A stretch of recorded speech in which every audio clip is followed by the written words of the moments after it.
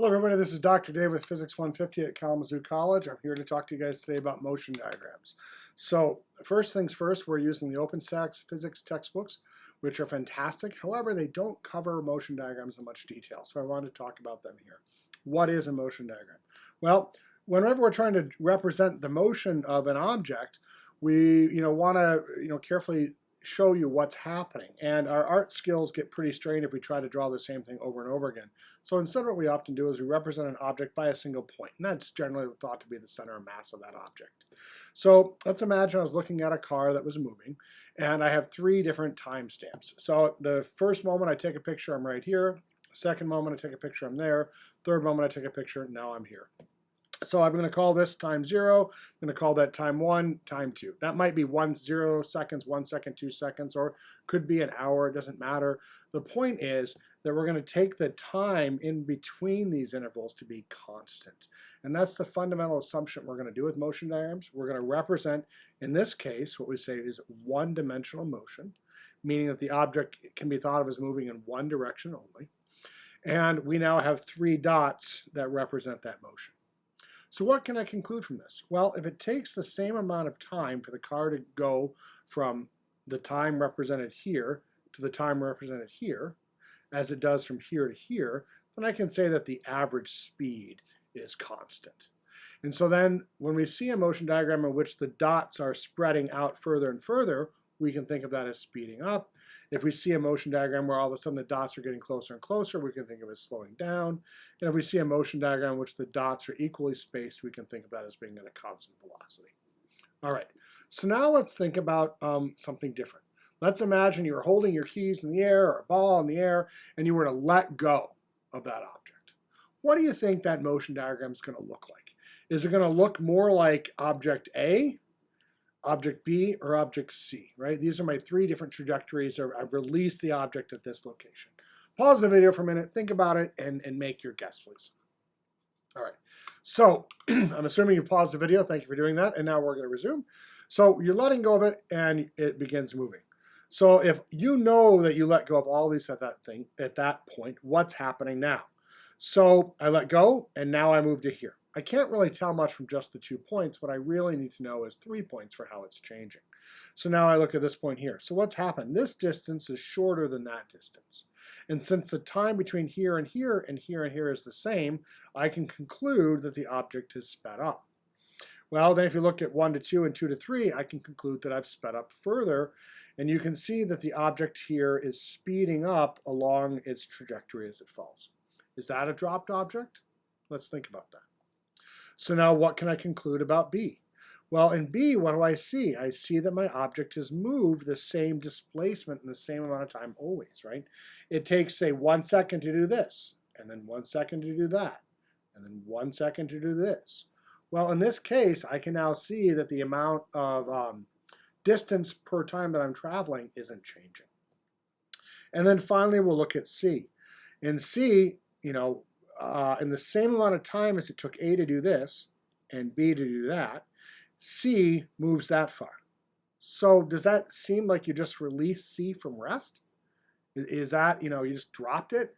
Well, it doesn't seem to make a lot of sense that it would move so much further than both B and A. So this one seems as if that thing is moving much faster to begin with. Well, what happens next? Well, C is moving fast, and then what? What's happening? We see it covers a lot of distance, and then less distance, and then less distance. So it looks like this is an object that's what? Slowing down. So if we want to talk about the motion diagrams in more depth, what we need to be able to do is put in a coordinate system so that we can understand what is going to be positive and negative. So I'm going to choose the ground to be my bottom. Now, to be fair, that doesn't have to be true. You could have chosen your coordinate system to be up here, and that's perfectly correct, as long as you stay consistent. And it is often the case where you want to make your coordinate system going downward as positive. I simply chose, in this case, to have upward be positive. And I did that mostly for the purposes of teaching this video. I didn't want it to be more confusing than it needed to be. But if I were just solving this problem honestly on my own, I'd probably pick that way. And hopefully over time, when you become more confident, you will too.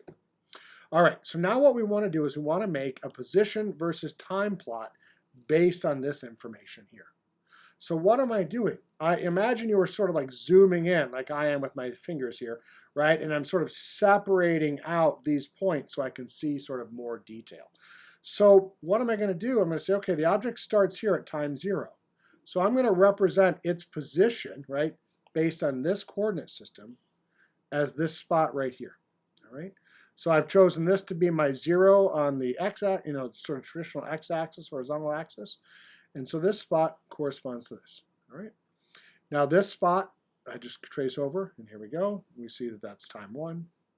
And I trace this over here and come down, that's time 2. I trace this over and I come down, that's time 3. I trace this over and I come down, and that's time 4. So we see that the amount of time in between each time step stayed the same, like we had decided it would earlier. However, you can see that the amount of distance traversed, right, is changing based on where I am.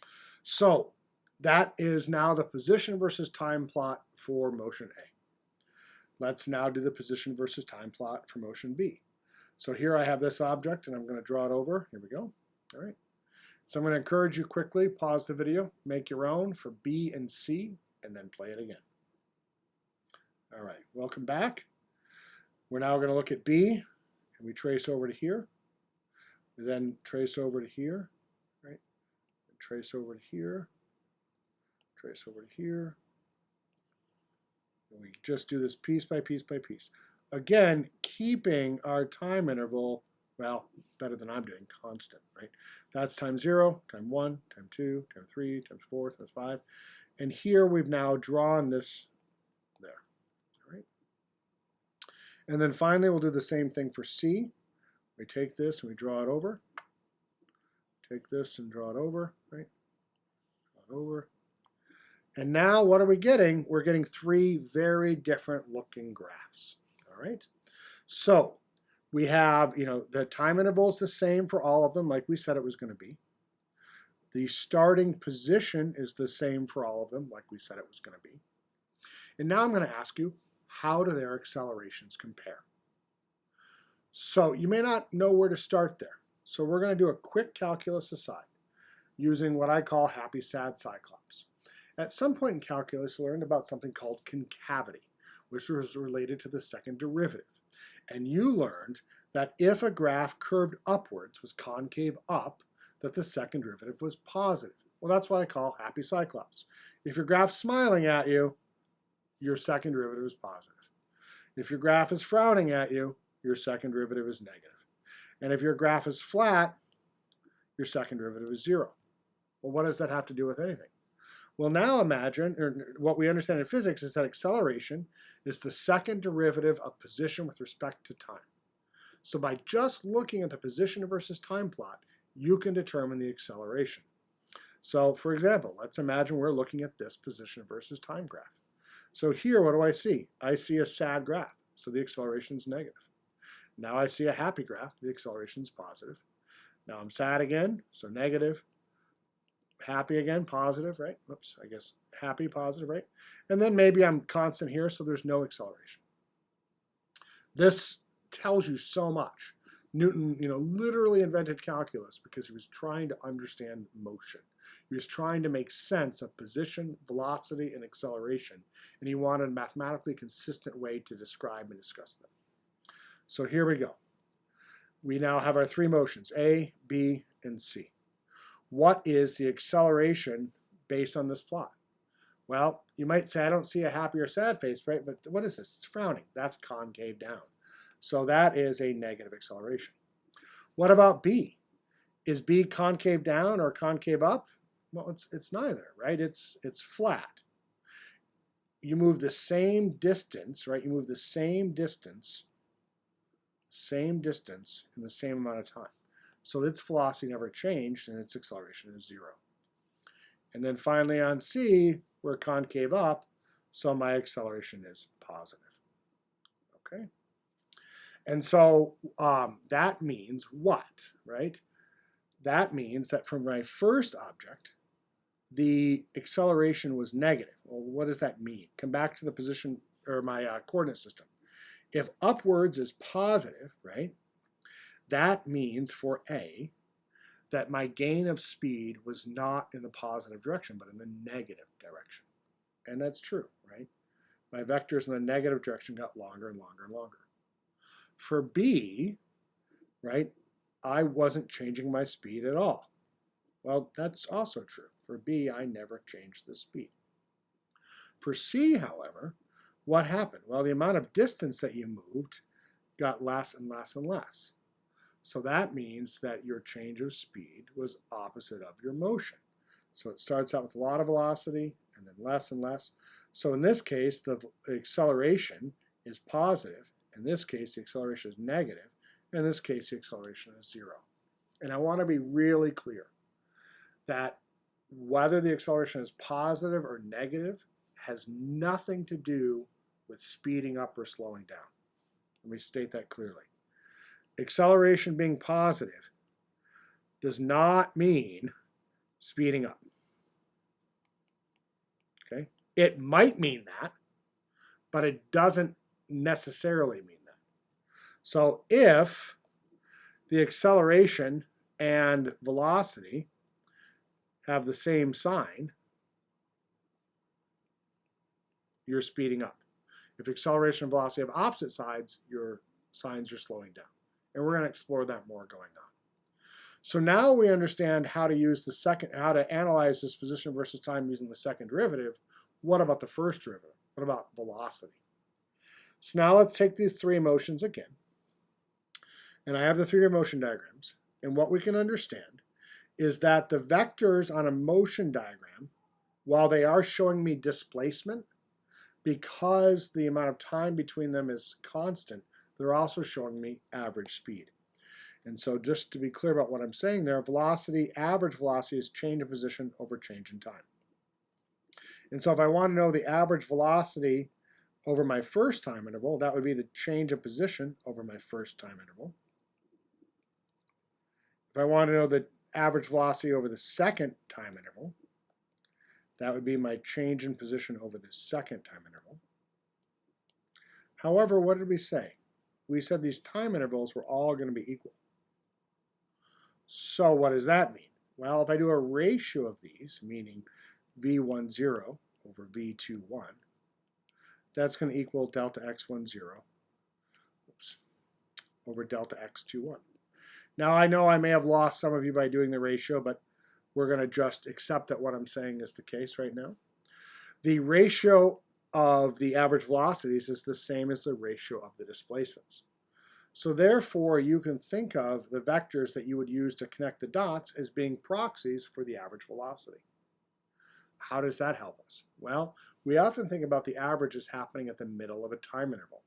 So we can think of this average velocity as being the velocity that occurs between 0 and 1. So I come down to 0 and I come down to 1, and I can now say this velocity is the velocity that occurs at that spot. So now I look at this and I say, okay, is the velocity positive or negative, right? Well, the object is heading downward, and I have decided that upwards is positive. So therefore, this is a negative vector. So I come over here. It could have been either one, the blue or the purple. But in this case, it's going to be 2. So this first velocity vector here is given by this at the center interval there. The velocity vector here is here. Right? So this might be a little too fast for you. Rewatch the video if that's helpful.